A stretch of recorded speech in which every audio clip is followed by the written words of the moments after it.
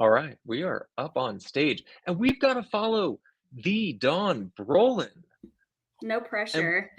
no pressure, right? Like, I'm ready to run through a brick wall. The energy that Don brings is absolutely amazing. Super motivated, excited to jump in. I believe this energy may be a little bit of a different bent because we're going to be diving a little bit deeper on workflows here. And I have the pleasure of introducing two wonderful guests today. So, hailing from Texas, uh, Megan Comer, who is passionate about streamlining firms and marketing and is a certified working genius. Megan, thanks for joining today. Yeah, thanks for having me. Absolutely. And then, so Megan will be representing a little bit the smaller and solo firms here as we walk through workflows and using frameworks to grow your firm. And we've also got seated next to me in the center here, one that hails from woods near you, the traveling accountant, co-founder of Live CA, Mr. Chad Davis. Hey, Roman, but enough with you. Megan, where's your favorite Texas barbecue? That's the most important part of this intro. You got to tell us. So it's actually somewhere local to us called the Fill Station. I could eat their Googling barbecue it. potatoes every like once a week. I love them. All right, it's added to the list. I promise. Next time we're going through, we're stopping at the fill station. There it is, 127 Parking Way Street. We got it. That's the one. Thank you. Okay, back to you, Roman. No, no, fun. But if I haven't had a chance to meet you, I'm Roman Villar.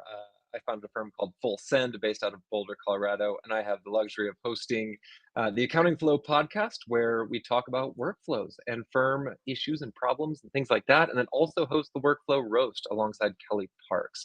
So tune in a little bit later for that. Today, we're going to have a discussion around using frameworks to grow your firm. So we do have, I believe, Tosin is monitoring questions. We want this to be a conversation, not just us talking to you. So let's have some comments. We'll bring up some scenarios or questions that you all have. Would love to have that interaction. And Chad, you already asked a really fun question, but I was going to ask for each of you. What's the favorite part about working in a firm or on behalf of or for a firm? Chad, if you want to jump in on like the favorite part of firm life for you. The serious answer is that you get to bring up others around you and give them opportunities that you wouldn't have been able to give if you didn't, operate this firm. It's a generic answer, but it truly is uh, the most rewarding is seeing accountants, people in non-accounting roles, admin roles, tech roles, Mhm. just like come into their skin, find what they love to do, provide for their families, provide for themselves, their dogs, like just do better in life because this kind of place exists. The less Mhm. serious thing is like I get to travel around North America and Canada every day for the last 6 years. No word of a lie, Megan, like, I've added that thing there, and then, like, the next time we go through, I swear I'm going there. So, like, this is no joke, no platitudes, like, I'm actually gonna go try out that barbecue. So that's the best part about me. How about you, Megan? Ooh, I agree. This is a hard question because there's so many good answers to it. I want to say for me, it's the team culture, just having that good team culture of everybody that comes together and not even having the good team culture, but also having the Mm. good client culture as well, where yes, we're getting to help people transform their firms every day, but I love working with them, like getting on the calls with them. It brings you so much joy. Yeah. I love that, and I think I'm similar to you, Megan, like, that team culture aspect is so fun. I also just love tinkering. I love tinkering with Mhm. systems and workflows and tools and automations and things like that, of which Chad actually runs a great community that focused on automations, Automation Town, so I'll plug that for you there, Chad, but it's a fantastic community as well. Okay, so let's dive into frameworks. So when we think about developing frameworks for really any firm, whether it's a small, solo, growing firm, I think about frameworks through the lens of how can I leverage this? How can I leverage this for either more capacity or more time or some element of like me trying to reach towards a goal, right? And that could be different for solo versus larger firms. It might be efficiency or profitability. It may be freedom of time to spend time with your kids. First, how do you think about frameworks in your practice on a day-to-day basis, and how do you think about that then translating to goals that a firm owner may have? You gotta pass the question. Classic host. It's like, "Megan, over to you. Chad, over to you." Otherwise, I it's gonna be know. like 4 seconds of silence, and then nobody talks. But I'll break that. Okay. So, the way we think about it is like, we don't think about it. I think when you're starting up, Yeah, you're like, "I'm running an accounting firm," or I'm getting away from something, and I wanna work towards something." But you know what frameworks are? Like, this isn't what people teach you in school, that you can actually use. They teach you SWOT analysis, and we're not gonna do that all day long. So, in terms of the way we think about it now, it's like, I think you graduate into it's like who you are over time, and that's always changing. So, being able mhm, to just recognize that where you're at today is not where you're going to be next year or the year after. Where you're at today is not where you were last year. It's just a constant evolution of trying to do something that fixes something that's broken. Mhm. I think mhm, just having that skill to be able to say, "This isn't working, and I need something to get me to that next stage," is just really great. And being able to carve out the time, surround yourself with peers and people that have gone through it or just a little bit further than you, and asking questions and talking through them and seeing what worked and what didn't work. Like, that's really a big unlock for me. And yeah, for us, like, we didn't have frameworks. I mean, we could call whatever you're working through a framework, but again, we'll probably look back in 5 years and say, "Oh, just because you're using EOS now, it doesn't mean that that's what you'll be using in 3 or 4 years to get you to like that next hurdle." So I think just yeah. being realistic about where you're at and how you can get to the next place is a stellar like approach. Yeah, I love the ability to stay fluid and flexible on that as you evolve Mhm. and change. Megan, right before we jump over to you, I want to provide some definition around framework. There's been some comments around like, what is a framework? Like, I don't even know what to be thinking about here. And so the way that I think about frameworks is like it's really your mental model, like to what Chad mentioned, it's your mental model for approaching the problems that you face as a firm owner or the processes in which you will Mhm. deploy to service clients or to enable your team to grow. And so a framework is kind of this overarching umbrella, maybe, in which a workflow may slot under. And so we're kind of stepping one level higher than a specific workflow in the how am I going to handle this? Chad mentioned EOS, the entrepreneurial operating system. That's a framework on how to manage a business from a leadership team standpoint. So that's how I think about the framework side of things. Now, Megan, jumping to you, how do you see and think about frameworks as they relate to managing a firm?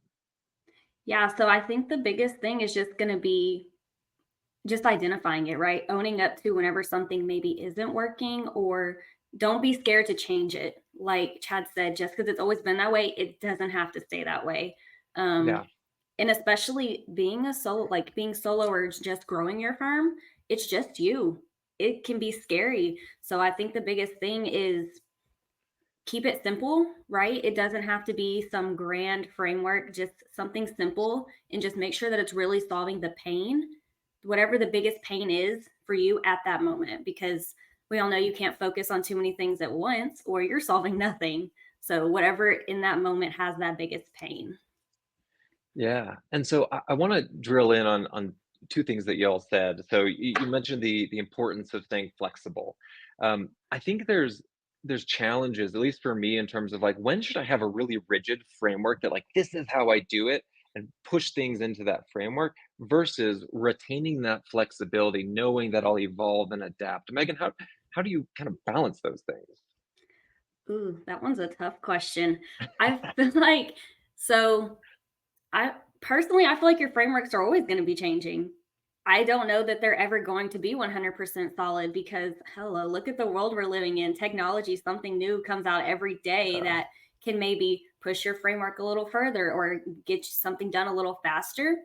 So I think it's going to be always tweaking it. And I mean, maybe you won't tweak it for a year or two, but just always having an open mind to what could possibly make that framework better. mhm, yeah. What about you, Chad? I feel like so I don't want to like skip and say, okay, the meat of this presentation is in the middle or in the end. Like, okay, at the end of the day, we chose the EOS system 2 or 3 years ago, and it completely changed how we look at Mm, priorities, problems, meetings, setting goals, all that kind of stuff. So when I think about like that specific question, it actually falls within the framework, which is like you probably won't change the framework until it becomes such an issue that it's more important than all of the other issues that you're dealing with. And then you talk through it and then mm, source out a new framework. So like that's why I mhm. love EOS is because it Ooh, allows you that room to say this is quite not working.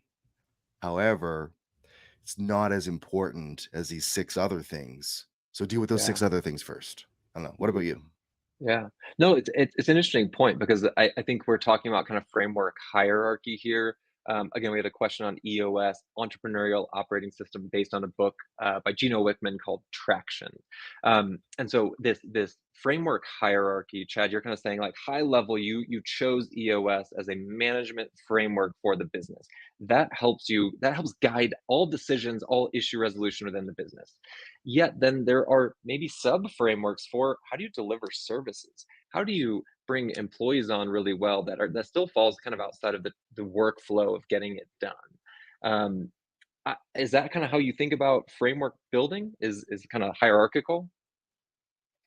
I mean, not to be combative, but no. Like I honestly think that like the way that we're thinking through doing the work versus the structure, it all falls within the structure because if you have an Mm, issue with bookkeeping, okay, that's part of the bookkeeping meetings and the bookkeeping sure. channel's approach to problems. They will deal with it. And then as soon as that issue affects another team, they will cascade that over to them. They will update the documentation. They will Mm, create memos. They will make presentations to the team. Like it's all part of that like that large framework. So I don't like for us, we don't have yeah, sub frameworks that we're doing, but I'm wondering if yeah. that comes from a place of what you're going through. So do you have anything to add on that side? I think Megan would probably share some similar sentiments here because, like, we're a small and growing firm. We had 3 people last year. We have 12 people this year. It feels like framework is constantly evolving because we're still building that foundation. And so, while we have kind of an overarching theme of like these are our metrics that we really want to track and measure, it is it's challenging to understand like to support that do I need to modify a workflow or do I need to create almost like a sub framework on how we get this thing done?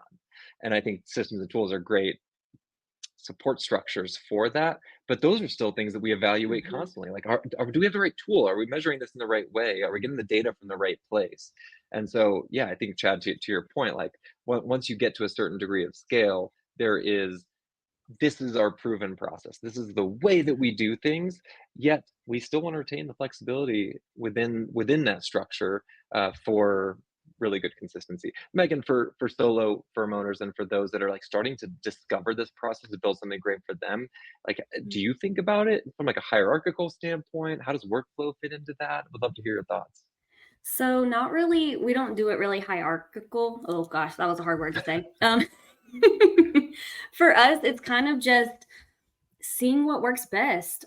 Mm, Like I said, we kind of just, I hate to say that, but go with the flow whenever it comes to it and yeah, seeing what we're currently using versus what's out there.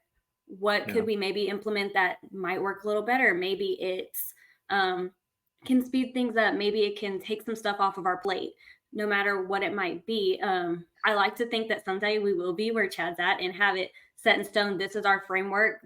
It's not yeah. changing. But as of where we currently are for a solo firm, it's kind of just seeing what's going to work best, seeing what we can put into play to get to that point.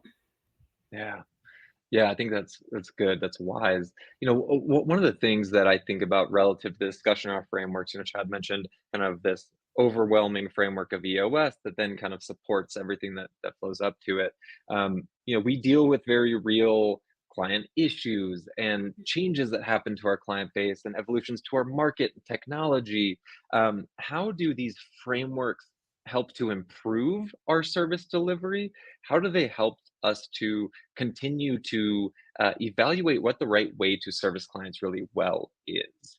I want to understand, like, how can we actually think about a structure that helps us advance as a firm and face the problems that us firm owners face? Chad, you want to take a stab there? Yeah, I guess I'm the EOS person for this. So let me just Yeah, you are. Sorry. I'll be like a broken record. So in EOS, they have this thing called an accountability chart. And it's essentially an org chart for a better term, but it's not quite an org chart. It's like where do things ultimately fall with accountability? And to your specific question around technology, I think what will come up is inevitably there will be issues brought up where something is missing or broken, and there's not a certain person who has accountability for it, or there's Mm, too many people, which is also very common when you have between 5 and 20 people, because just it's the way that things work.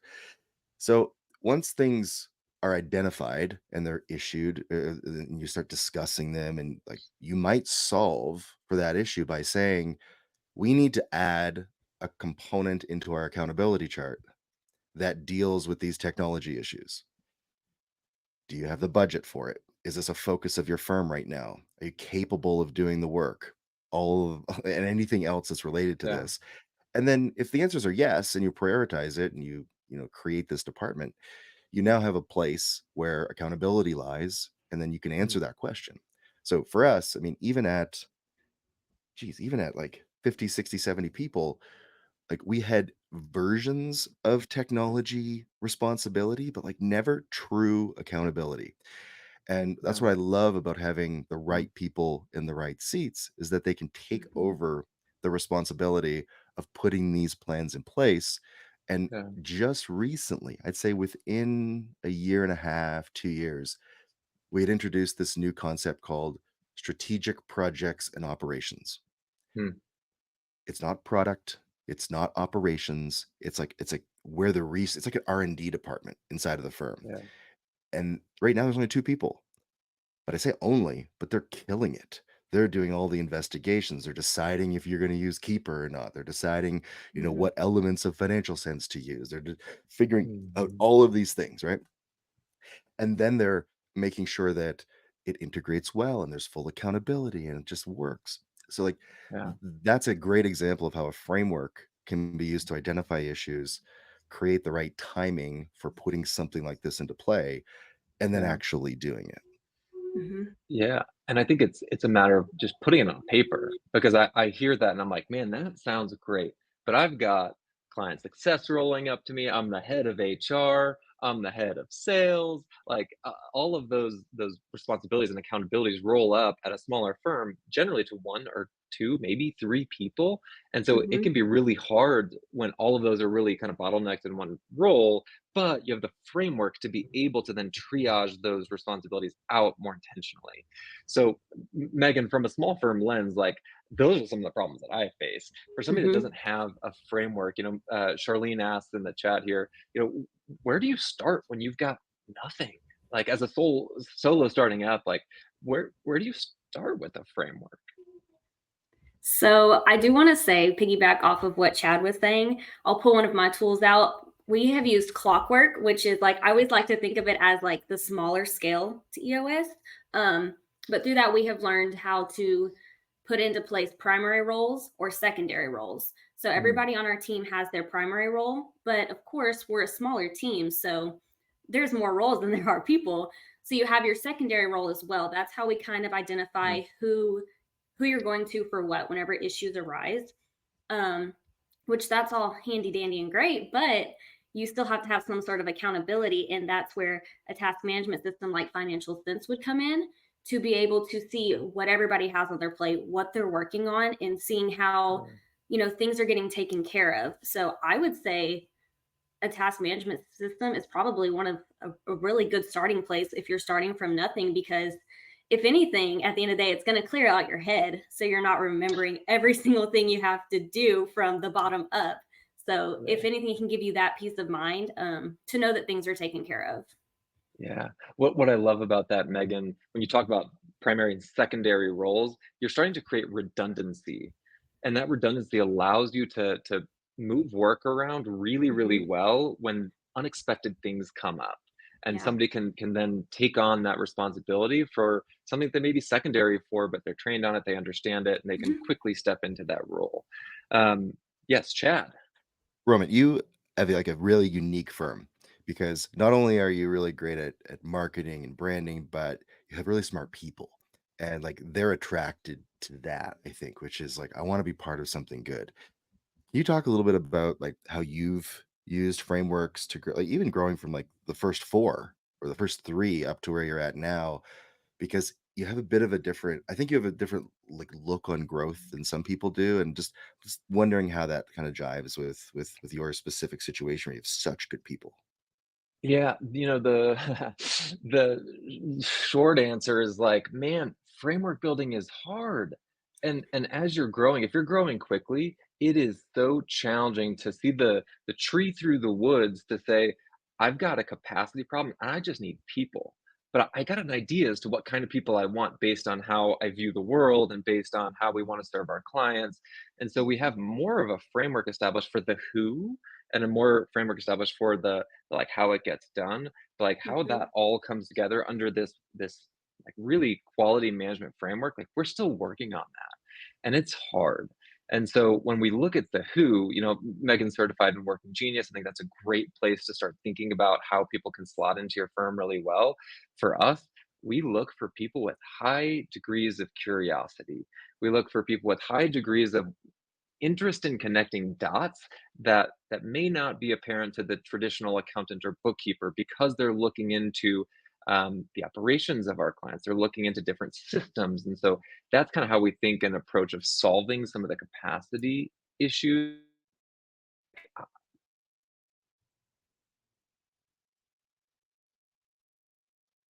It was such a good idea. His Oh, did we internet get? went out. Right. Oh no! Did it really drop It's out? all good. Oh, Just as you I'm were dropping the hardwired in. knowledge bomb, it was like, God. and internet out. Oh gosh. Okay, well, Um, I'll follow up because I think I know where you were going with this, and I know I'm hijacking it because like there might be a trajectory here, there might not be, but I think there's an interesting conversation to have around building a firm around people versus building a firm around a framework. Like this is a framework discussion. So yeah. the way I'll spoil it and say, I actually think frameworks too early are detrimental Mm, because good people will help you figure out what type of firm you want to be, what type of services you want to offer, how you do it. And you'll get to this point of like, oh, I'm glad I tried that when I was two people versus when I was 42 people. And that's a good reason why in EOS they say it's really good for people. I forget the number. I should know this. I should have done research earlier. It's like 10 to 200 people or something like that, or 15 to 200 people. And it's because the frameworks require multiple people and like being able to cascade things and IDS, or sorry, issue, discuss, solve, that kind of Mhm. stuff. And I'm actually kind of curious because you're going through this. Like you have great people, you have this choice. Do I split and just like rigid framework? Do I go all in on the people? Is it somewhere in between? And maybe that's what I'm most curious about for you, Roman, is like, how are you doing that like right now, October 2024, yeah. with your 10, whatever? Yeah. Yeah, without knowing where I dropped off, you basically finished my sentence, right? Like we are so focused on the right people, and I mentioned, Megan certified in Working Genius. It's a great way to discover who the right individual is to fit into a role that you have. But we really look for the person that has a high degree of curiosity, a high Mhm. degree of ability to connect dots, and are kind of systems and technology native. And so if we have these core um, skill sets that then align and or contribute in addition to our core values and our mission and our vision, like that framework, I feel good about that. I feel like it will fall into place without Mhm. having a really large framework overarching everything in the firm that we like live and die by. So I totally agree with your sentiments there, Chad. N Now, Megan, I'm curious here. So we've got, Raquel in the chat here that says, like, we're just starting to look at accountability and, like, trying to figure out how to empower employees." For an Mhm. accounting firm, 10 to 20 employees, like, how do you think about empowering employees, and how do you develop departments to support them? And I know Working Genius could be a big part of that. So I'd love to hear your Mhm. perspective on that. Yeah, so I think my first thought would be ask your employees what they want, like what Mm, drives them. I will say our firm, Leslie thought that money drove us. Well, mm, it turns out she asked us the question, what do you guys value most? It was time. We all have young kids. Time is the one thing you can't get back. You can go out anywhere in the world today and make money, right? You can do it from your phone. So we now went from, we were empowered by, okay, let's get these frameworks set up. Once we have them running how we want them to, we can go from working 40 hours a week to 26 while still getting paid for 40, right? So that's what really empowered us. mm, um, I do think Working Genius can be another really good part of that, because knowing what your genius is, that is also going to empower your team. Because if you have somebody who is high in, say, ideation, which is the person way up here who wants to come up with the ideas, but they're stuck in a role of, having to implement things or just really getting the work done, that's not empowering them. That's not using them to their full potential. yeah. Yeah, I think that's really wise to use something like Working Genius to help identify those things. A real tactical way that we do this, Raquel, to your question, like how do you think about departments and putting people in the right roles, and as EOS would say, right person, right seat. What we do today is that once we've identified that this individual could be a great fit for a role, we extend an offer, they come on board. One of the first steps we have is we have them answer this massive form that gathers a bunch of data and information for us. Some of the questions on that form are really fun and silly, like what's your favorite candy, what's your shirt size, stuff like that. However, the more important ones for us from a management standpoint is, what are the things that you're really good at that you haven't explored Mhm. professionally? What are the things that you're really interested in that you think you'd be really good at? Questions like that help us understand, how do we pull employees or maybe kind of push them into these roles that they may be really well equipped to serve in, that we don't have like a full role identified for yet. So an example of that would be evaluating a new technology. One of our team members said, hey, I think I'd be really good at this. Okay, let's have a conversation. Let's pull you into discussions that we're having to Mhm. understand what type of feedback you would have as we explore this technology. So that's kind of Mhm. how we think about some of that development from the employee standpoint. And I know Chad has a dissenting opinion, so I'll let you share. I don't know. I'm listening and I'm thinking, yes, like if I was in your shoes and you were like a one person or two-person firm and you're like here listening with frameworks, I'd almost be like, frameworks. Like, okay, fine. Like it is what it is. Like it'd be nice to be able to carve out some time or do these things. But the reality is, it's like when you're solo or you have one or two people, as soon as you hire that second person, like all your profits go to that person. And you're like, oh crap. Wish I had more money. And then you hire a third person to support the second person. You're like, oh crap, I got less money now, taking out loans, or unless you're like super super smart and like super in demand and making all this cash. But like, I just feel like you do go up, you go down, so you have to have an idea of like what you're trying to work towards. Like, what do you want? And I know it's really hard to answer sometimes, but I feel like when you have there's going to be a fighter jet go by in 2 seconds. If you can hear that, I'm so sorry. I tried to use crisp here to like, can you hear it? It's like deafening, like 400 decibels. There. It's like rumbling my feet. Can you not hear I anything? can't hear Mm-mm. nothing.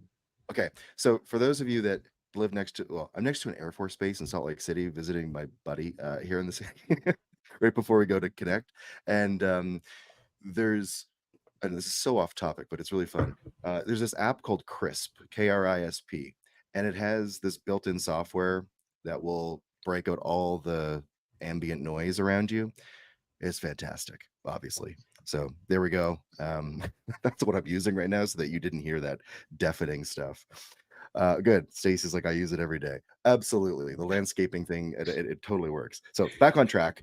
Um, I think there can be many frameworks that you can subscribe to. You don't have to think like, okay, am I gonna go down EOS or Working Genius or any of these other ones? It's like maybe I just forgive this for being so simple, but maybe I just need to do less to carve out more time to think about this stuff. Mm. and you're so used to taking on all this work and working 50-hour weeks or 60-hour weeks, and it's exhausting. You wonder where you have the time to think about marketing, and I see all this chatting about like offshoring and marketing. It's like, yes, you do that stuff because you're like too busy at work. So one of the like the fundamental issues that we went through when we were in a really bad place as a company was everyone was working really to their max or above. And we had not set out what is a regular work week supposed to look like? How much time should we be working in order to do the things that get us to where we need to get to next? And I know in a lot of presentations, people speak high level and it's like hard to figure out where this like it comes back to you, but I'll be very specific. There's 160 hours in a month. We knew that to live up to our values, which is essentially having like meaningful work and a meaningful life, to be able to have a meaningful life. So the max that anybody on our team works in a month is about 110 hours chargeable, which leaves 50 hours for education, vacation, sick time, mentoring, et cetera, et cetera, et cetera. Mhm. And that one change led into this ripple effect of, oh crap, the entire business model has to change now because we won't have enough money at the end of the day to support that. And then you work backwards through every single issue. Oh, I need a model. I need to understand which roles need more, like payroll, because they physically have to do it, all these other things. And then at the end of the day, it all comes down to capacity. And I love that's what Roman kind of started at the very beginning. It's like, I need a model. I need to know my capacity. That single handedly was pretty much what has turned us around and has gotten us on a really great track because now we know what we have to price. So we've actually gone through multiple iterations, and I would not discourage people in the beginning from using value pricing or Yeah. something along those lines to make a lot of money and experiment to see what works. But we canned it. Like value pricing is out for us. We'll never use it again. Every single customer pays the same rate for the service, so it's easier to renew. It's easier to sell. It's easier to manipulate when changes come up. And like that's for us, that's our lens of what we wanted our firm to be. Doesn't mean anybody else has to copy that, but it's what had to happen as a trickle down effect of saying, I need to create time for my team. So maybe that's a long, weird way of answering that, Roman, but I think it all just comes down to that question of who do you want to be when you grow up? Mhm. Yeah, you allude to so many different cascading dependencies in capacity planning, in what your model, in your pricing. Like there's so much that's embedded in that that I think when you zoom out, you have to have a framework of how all of that Mhm. ties together. You need to understand, like from a drill down SKU perspective, what services are you selling? And what are you not selling? And then how does that drill into how much time does it take to complete those? How much time do I have available for my team in order to service them? How do I price that? What margin does that relate in? Like it's all a ripple effect. And Mhm. there's a question here in the chat that was like, hey, I want to build my firm to grow. I want to build it to scale. How much time should I be investing in building out a framework today ahead of this growth? Megan, any thoughts on that and thinking about a growth trajectory and like spending time on this today versus waiting a little bit? I would say whatever time you have, how do I want to word this? Whatever time you have to give to it. So we all have the same 24 hours in the day. So whatever time you can carve out, put towards it, whether it be maybe an hour a week, if that's all you can spare, an hour a day, whatever you can spare to go towards it. And I did want to kind of piggyback off of what Chad had said about how the vision is so important of your business, of knowing where you want to go. It doesn't matter where other firms are going, it's what you are wanting. And as long as you stay aligned with that vision, like Chad said, he knew where he was wanting to go. He knew that they tried the value pricing. It didn't work for what they were wanting, but he stayed true to that vision. So I think that's Okay. going to be a really big part of it. And it's not something easy to identify. I'm not going to lie. It takes time to know what you really want and kind of picking out the things that don't work for you. Yeah. It is so easy to have shiny object syndrome when you're looking at social media, when you're going to conferences, be like, "Oh, I want that, Mhm. I want that," and you model after that. And Megan, to your point, it's like, well, what do you want? Like, architect what Mhm. you want for your firm that gives Yeah. you the most joy and brings you the most energy. Um, yeah, there's a lot there. There's a question here, Chad, that I think you might be very well equipped to answer. Eileen says, and this is in relation to me talking about hiring the people, the person being really conducive to building a firm. She says, I've tried that, but I'm having such a hard time getting team buy-in when there's such analytical mindsets. And I've got a 7-person firm. How do you overcome that in the scaling phase of like hiring the right person, but then making sure that they're kind of bought in to what you're doing and where you're going? Maybe they're not the right person. I I don't know. Saying the quiet part out loud, Yep. I don't know. I think it's too hard to answer generically, and if you know me and we're friends, like I loathe generic answers. I can't stand it. So I don't want to be that person that gives the generic answer, but I'll try to turn it back towards like a situation we had with somebody. I can think of it very clearly. Um, we we needed them to step up. Yeah. They wanted to, they couldn't. They are no longer here. So it's one of these things where you do have to like put on your big boy or girl Mhm. pants and just decide like, are you forcing someone to buy in because you don't have another choice? Or are you forcing them because you're a great coach and you see the potential and you want to get them out of their limiting beliefs and their biases and their own situation? Only you know that answer, Eileen. And it's a hard decision to make because if you take the wrong path, the best thing that comes out of it is that you learn how to take a better path later. Mhm. And you've got to make decisions quickly at a small firm level when it's not a good fit. And to your point, those are really hard decisions. That said, that's not always the right move. Like there could be paths out of that because you see Mhm. that potential, because you see like there's a desire to step in, but something's not firing in the right way. And so like that is the ultimate question that every firm owner faces, like, what decision do I make here? How do I make the best out of a situation that's a little bit challenging today? Mhm. I want to double back. We were talking a bit about capacity. Megan, there's a question here from Nicole. She's like, how do you figure out capacity? And then she also throws in pricing for a solopreneur. She says she took over a small practice. Every client's behind. Feels like doing nothing other than trying to catch up. How do you frame that in your mind Mhm. for a solo? Yeah. So my biggest advice there would be, of course, I know I already said this, but your task management system should be able to tell you what you need to work on every day. When is the stuff due? And we like to use our due dates kind of as like internal due dates, like your working on date. Another thing that has really helped our firm, and I'm sure everybody's heard of it before, but just calendar blocking, right? So when did you tell the client that this was going to be done by? Calendar block that. So that way you're planning for when you were going to work on it. As far as the pricing question, that's not an easy one to answer because the value that I bring to our firm or the value that Roman brings or Chad or that you bring is completely different. Everybody brings a different value to their clients.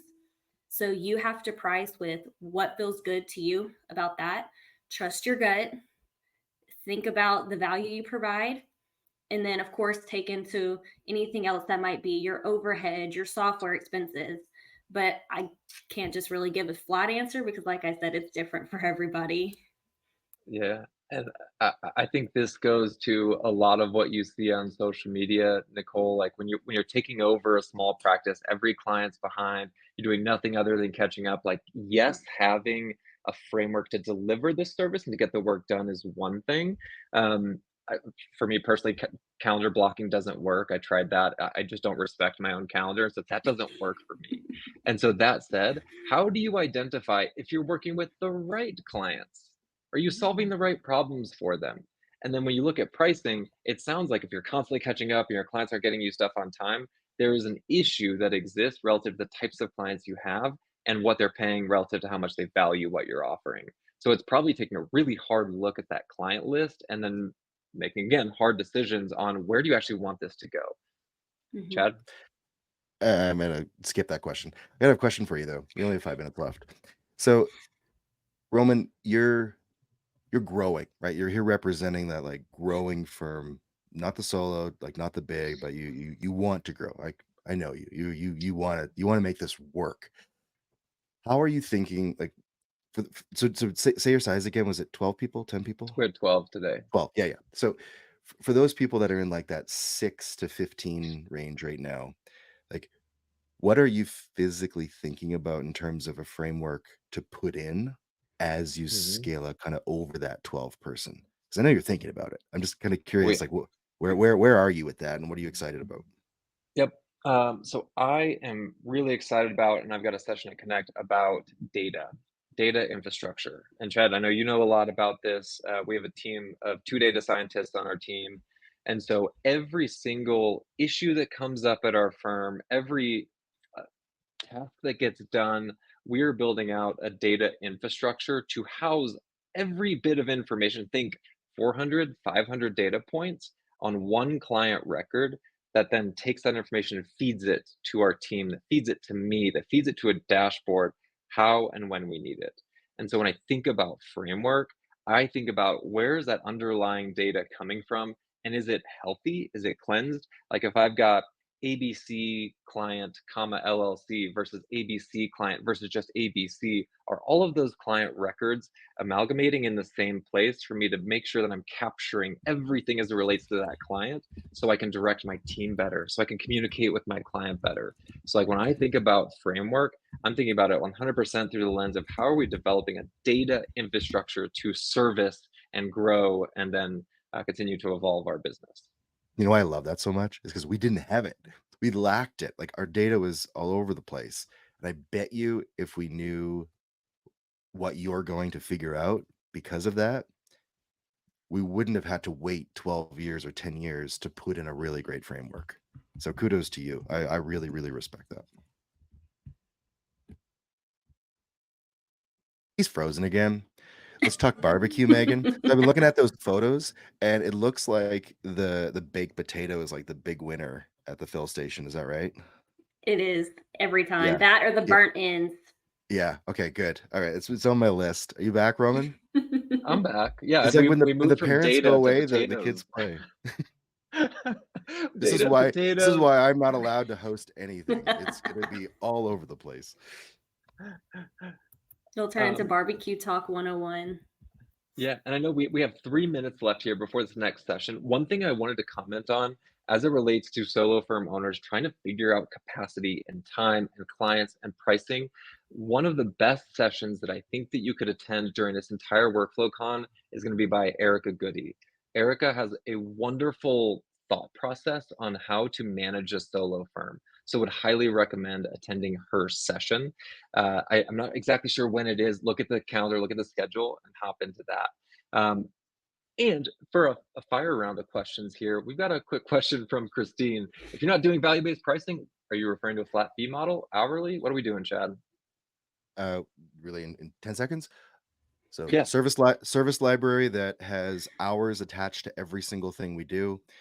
We have a rate per service. So we sell controllership, payroll, bookkeeping, APAR, and tax.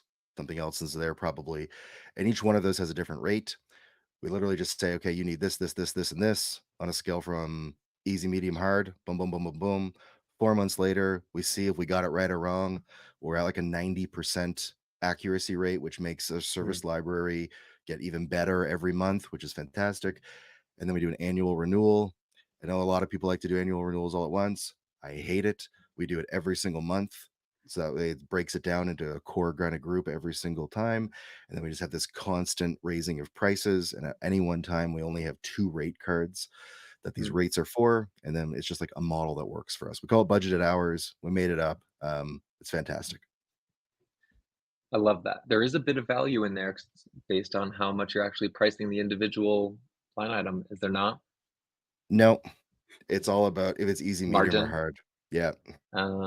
So we do that same thing internally. I think it's super important to have that framework. We have green, blue, and black diamond to correspond with the difficulty of the ski runs. Yeah, like if anybody is going to into a connect next week, whatever, tap me on the shoulder. I'd love to chat with you about it too. It's fun. We learned a lot. Yeah, and we are down to 20 seconds left here. Megan, Chad, thank you all so much for joining today. You can find both of them, I believe, on LinkedIn. I know Chad. Megan, is LinkedIn the best place to find you? LinkedIn, or we have a Facebook group, Scaling to CEO for Business Owners. That's probably the best way to find us. Perfect. Very good. Well, I know there are many great sessions that are happening today, so stay tuned for those. A lot of fun, a lot of good learnings. And thank you for participation and comments and questions today. I know there's so many more questions that went unanswered, but thank you so much for all the time. Onward. Fantastic hosting, Roman. Bravo. See you soon in Vegas. Thank Bye. you. Bye.